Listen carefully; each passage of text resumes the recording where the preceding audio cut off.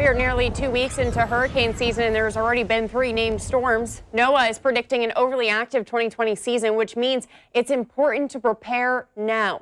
And during the pandemic, there are extra precautions the elderly need to take before a storm hits. I spoke with Nancy Tufts, the Vice President of Planning and Programs for Eldersource. She says it's important elderly Floridians and those with disabilities register with their local emergency management agency. One of the things that is taking place right now is that all of the local emergency management offices are working together to come up with ways to address sheltering.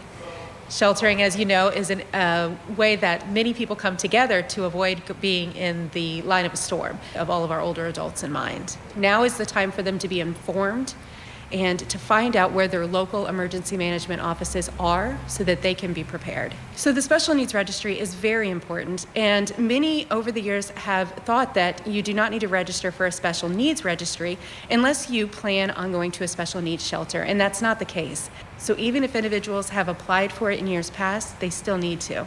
If anyone has a question about whether they should register, I encourage them to do it.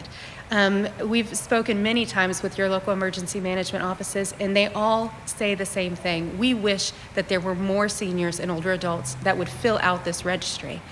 There are things that happen during a disaster that unless you are informed, unless the local emergency management offices are aware of you, you may not know. And there is always the opportunity before, during, and after a disaster to also reach out to the Eldersource helpline. All of the information that is going to these local emergency management offices is shared with us. We keep it current.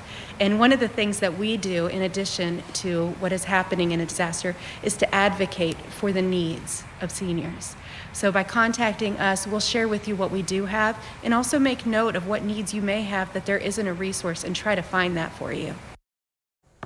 If you want to get in contact with Eldersource, call the number you see at the bottom of your screen right now. That's 904-391-6699. You can also visit their website at www.myeldersource.org.